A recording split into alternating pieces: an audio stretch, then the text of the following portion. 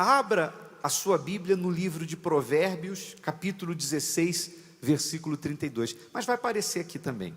Abra a sua Bíblia em Provérbios, capítulo 16, versículo 32. Diz assim: melhor é o que tarda em irar-se do que o poderoso,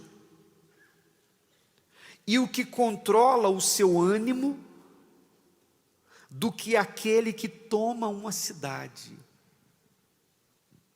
Na outra versão, revista e atualizada, fala que aquele que domina o seu espírito, aqui fala ânimo, é maior do que aquele que é herói de guerra e conquista uma cidade. Porque o maior inimigo do homem não é o diabo. O maior inimigo do homem é o próprio homem. É a natureza adâmica, é a natureza humana que todos nós temos.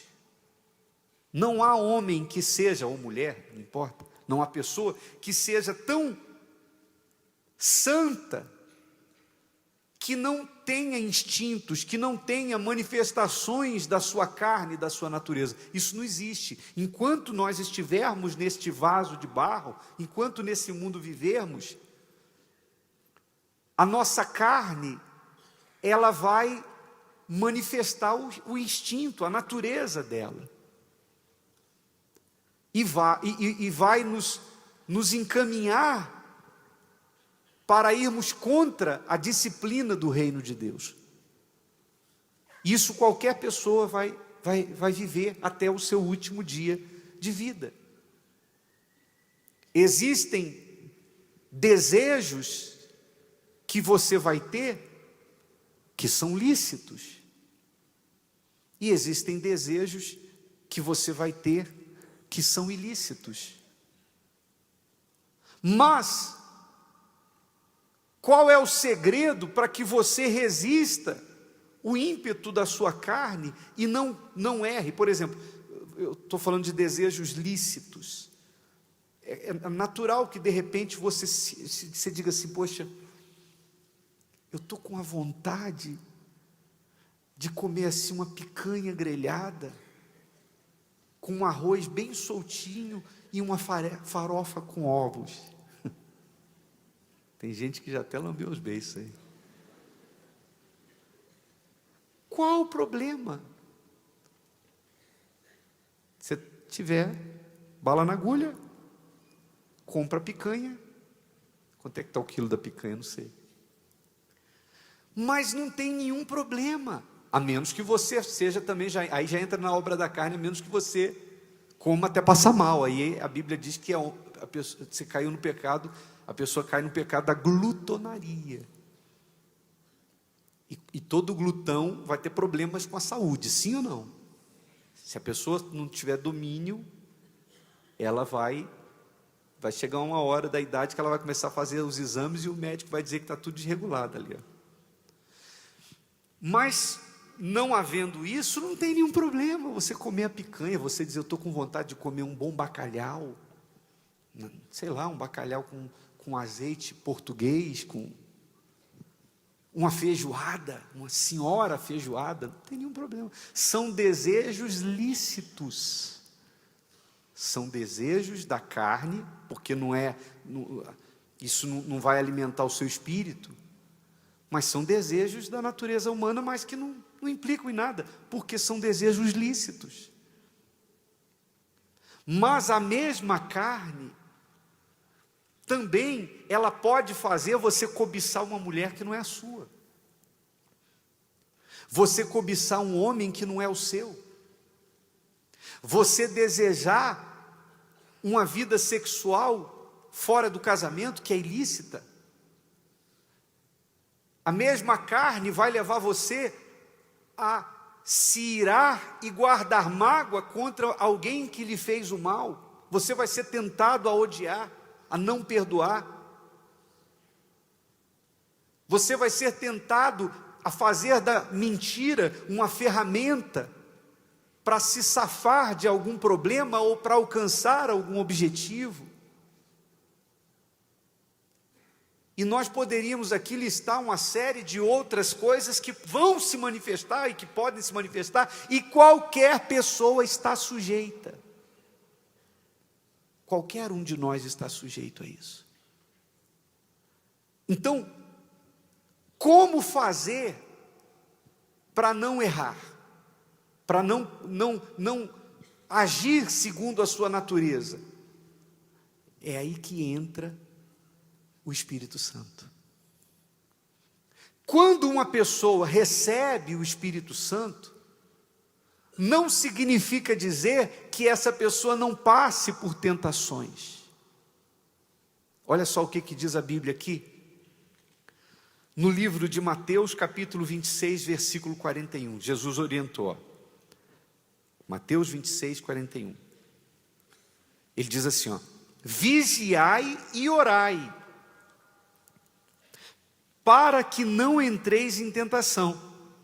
Na verdade, o espírito com E minúsculo, significa o espírito humano. O espírito está pronto, mas a carne é fraca. Ou seja, se você é uma pessoa que conhece a palavra de Deus, então aqui você tem consciência do que é certo e do que é errado, do que você deve e que não deve fazer. O espírito sabe, a consciência sabe, mas a carne, ela pende para aquilo que é errado, para aquilo que é indisciplina. Então, você tem que lutar, eu tenho que lutar, até o último dia de vida nós vamos ter que lutar contra a nossa natureza.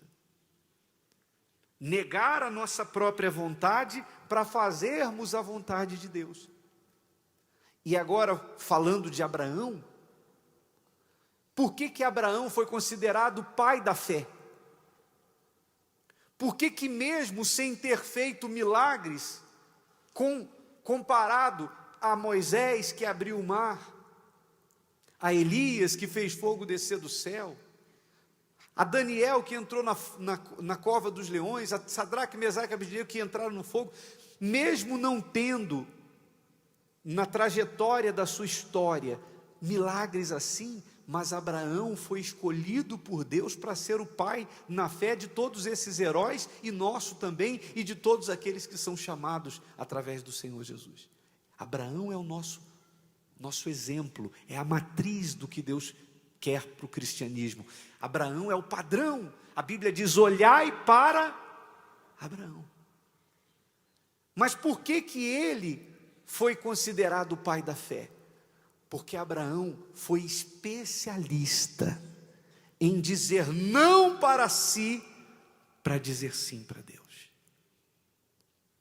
Abraão, Deus tocou em todos os pontos que o ser humano normalmente fica rendido. Primeiro, terra natal. Deus apareceu para Abraão, ou se manifestou para Abraão e disse: sai da tua terra. Terra natal é uma coisa que mexe com todo mundo. Há pessoas que estão vivendo hoje num lugar que é distante de onde nasceram, de onde foram criadas, e quando elas fazem algum tipo de comentário sobre o lugar que nasceram, elas falam com brilho nos olhos: minha terra. Eu tenho saudade da minha terra, ou eu queria visitar a minha terra, eu gostaria de voltar para a minha terra. Então, o ser humano tem essa tendência de se acostumar a um lugar e ficar ali. Tem gente que para mudar de uma rua para outra, ou de um bairro para o outro, ela fica, se ela precisar, ela se planeja, porque ela já acostumou com os vizinhos, ela já acostumou com o lugar, a padaria onde ela compra pão, o açougue onde ela compra carne, o mercado, ela já chama as pessoas pelo nome, as pessoas já chamam ela pelo nome, ela já sabe quando ela vai no médico, onde é que ela vai, ela já tem a vidinha dela ali, ó. Então Abraão chegou aos 75 anos de idade e estava agora com a sua vida estabelecida em Harã. Até hoje existe a cidade de Harã, na Turquia, fronteira com a Síria. Está lá a cidade onde Deus falou com Abraão, está lá até hoje. Então ele vivia em Harã, ele tinha 75 anos de idade. Mas Deus disse: sai da tua terra. Então, primeira coisa, que é difícil de se desprender, terra. Segunda coisa, e da casa de teus pais. Ficar distante dos pais, distante dos parentes, não é para qualquer pessoa. Tem gente que não consegue, ela não suporta a dor da saudade. Sim ou não? Hoje em dia está até muito mais fácil, porque o mundo se tornou pequeno por causa da tecnologia, comunicação. A pessoa, se você tiver um filho agora lá no Japão, você pode não apenas falar com ele todos os dias, como vê-lo. Só você ter um bom 3G, um cartãozinho de 3G no seu celular, e um aparelhozinho que tem vídeo, que você consegue não só falar, mas você vai ver ele todos os dias. Mas naquela época não tinha carta, não tinha fumacinha, não tinha pombo-correio, não tinha nenhum tipo de comunicação, telefone com fio, sem fio, não tinha nada. Tchau, foi embora, você não sabe mais do que.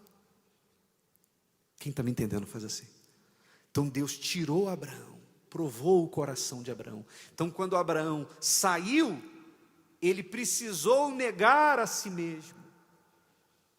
E assim foi toda a vida dele. Ele não escolhia onde ele ia ficar. Ele ia para onde Deus mandava. E quando a gente fala para vocês, por exemplo, dessa coisa de não ter lugar fixo, nós pastores nós podemos falar disso com propriedade. Porque a gente não tem parada certa. Vocês que são membros da igreja, talvez quem esteja pela primeira vez não vai entender isso, mas vocês que são membros da igreja, vocês sabem quantos já passaram aqui, e tem gente que não sabe nem onde é que eles estão. Às vezes vem, fulano está onde? E o pastor fulano? E o Beltrano? Você não sabe, a gente está no exterior, está do outro lado do mundo, está lá numa ponta do Brasil. Então, o filho do homem não tem onde reclinar a cabeça. Então Abraão não tinha parada certa, ele ia onde Deus o mandava. Já Ló, que era sobrinho dele, que estava na aba dele, recebendo as bênçãos de Deus por meio de Abraão, chegou uma hora que Ló cansou de fazer o que Deus queria, de ir para onde Deus mandava, e ele pensou: quando é que eu vou ter a minha vidinha? Poxa, meu tio é tão rico, mas mora no deserto. Eu queria ter casa, eu queria morar numa casa mesmo, eu queria ficar numa cidade, eu queria ficar num lugar. E aí, quando eles já estavam bem ricos, e os rebanhos tinham crescido muito, a terra tinha dificuldade de sustentá-los, então ele decidiu pela separação. E você vê o que é a natureza humana e a natureza espiritual. Na hora de escolher para o lado que ia, Abraão abriu mão disso. Abraão disse: olha, meu sobrinho, está aí, a terra está aí, toda diante dos nossos olhos. Se você disser que vai para a direita, eu vou para a esquerda. Se você disser que vai para a esquerda, eu vou para a direita. E aí Ló olhou e viu as campinas do Jordão, uma terra atrativa diante dos olhos. Os olhos a visão é um instinto, não é isso? E ele viu que lá tinha cidade, é para onde ficava Sodoma. Então ele pensou: poxa, ali eu posso morar, posso criar minhas filhas, ali eu posso plantar, colher, me tornar um comerciante, eu vou ter não vou ficar essa vida de andar para lá, Deus aparece, agora vai para cá, agora vai para lá. Não, eu vou fazer um pouco a vontade do meu coração. A natureza humana de Ló se manifestou. E ele então decidiu ir para Sodoma. E aí você sabe qual foi o fim de Ló. A cidade de Sodoma estava corrompida. Deus precisou tirá-lo às pressas porque a cidade foi destruída. A sua esposa, apegada à cidade, ficou olhando para trás na hora de sair, se converteu numa estátua de sal. Ele viveu os seus últimos dias dentro de uma caverna, e as duas filhas o embriagaram e se relacionaram com ele, e ele foi pai dos próprios netos ou avô dos próprios filhos, e da sua descendência, das duas filhas, nasceram os amonitas e moabitas, que vieram a ser inimigos de Israel, descendência de Abraão. Tudo por quê? Porque Ló não conseguia dizer não para o coração dele, como Abraão conseguiu. Então Abraão, que foi o precursor do Evangelho, é a pessoa que serve de matriz, de padrão para a nossa fé. Olhai para Abraão. Se você quiser o reino de Deus, se você quiser ser salvo, se você quiser uma parceria com Deus, então, resumindo tudo o que eu falei, a frase é: negue-se a si mesmo. Lute contra os seus instintos, lute contra os seus impulsos, para você dizer não para si e dizer sim para Deus. Claro, aí tem um segredo que eu quero encerrar falando disso. Você tem que se esforçar, mas isso se torna mais acessível, vamos dizer assim, não é automático, quando você recebe o Espírito Santo. Porque o Espírito Santo é a mente de Deus na sua mente, te norteando, te guiando, falando com você, mesmo quando você vai embora para casa, mesmo quando você não está com a Bíblia aberta, o Espírito Santo te guiará a toda a verdade. Por isso que receber o batismo com o Espírito Santo não pode ser uma opção, é uma questão de sobrevivência da sua fé, para que você consiga permanecer, como nós temos visto aí, casos de pastores, como alguns bispos que já passaram dos 80 anos de idade, obreiras. Eu lembro de um senhor obreiro lá de Belo Horizonte, que tinha quase 100 anos, 90 e poucos anos, todo dia ele varria a porta da catedral. Eu passava, às vezes, na porta, ele estava com a vassoura lá. Obreiro, 90 e poucos anos. Seu Luiz, se eu não me engano. E aí, seu Luiz? Ele apertava minha mão com a força. E aí, bispo? Está na fé? Eu estou na fé. Está lá. Quer dizer, quantos anos você ainda vai viver? Você vai precisar vencer essa sua natureza. Eu vou precisar vencer a minha natureza. Quem nos guiará?